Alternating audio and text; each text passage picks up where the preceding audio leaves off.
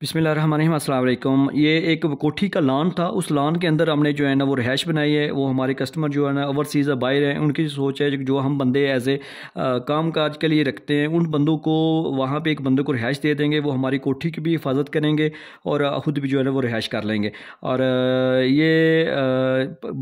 Front की बात कीजिए तो 33 फीट है, इस साइड से ये 28 फीट है, ये 13 फीट है। ये ऑलरेडी कारपोर्च बना हुआ है। ये उनकी कोठी का बैक साइड पे दरवाज़ा है।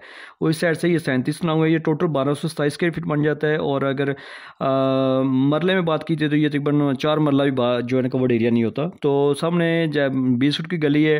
फलक साहब थे, फलक शेर साहब गुजरात से।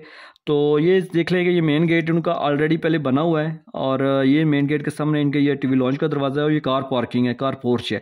लेकिन इनके सामने जो ये वाली जगह है, इनको इनके अंदर हमने ये समझ लें कि 28 बाई 25 की है। हमने जो चीज़ जिसमें एडजस्ट किया है, ये समझ लें कि मेन गेट है। मेन गेट से जैसे आप अंदर दाखिल होंगे तो आपको टीवी लॉन्च मिल रहा है। इसी टीवी लॉन्च से हमने सीढ़ी ऊपर दे दी है दूसरी मंजिल के लिए।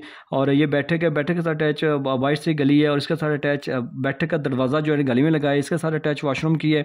और इस वाशरूम को एज ए जनरल भी यूज़ कर सकते हैं, अंदर से भी, ठीक है। और बिल्कुल छोटी सी तो रिहाइश है। ये किचन है, किचन जो है ना ओपन शेल्फ दी है हमने। और ये बेडरूम है। इस बेडरूम का दरवाज़ा ये है, पीछे हवा रोशनी का ये है। और ये एक दरवाज़ा हमने बिल्कुल उनको अंदर से लगा दिया ताकि वो इधर से अंदर चले जाएं। और ये जो कुछ भी मैंने डिज़ाइन किया बिल्कुल मामूली सी जगह, उनकी सोच फिक्र के मुताबिक ही है।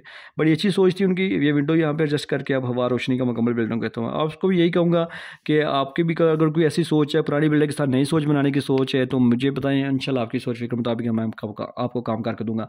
मज़ीद आपने वीडियो देखनी है जो टिकटॉक पर चले जाएँ, पंजाबी ज़बान में काफ़ी सारी वीडियो इंजीनियर साकिब डोगा लिखें, आपको मिल जाएंगी। बिल्डिंग मालूमात मिलती रहती है, वहाँ पे जाकर फॉलो कर सकते हैं मुझे।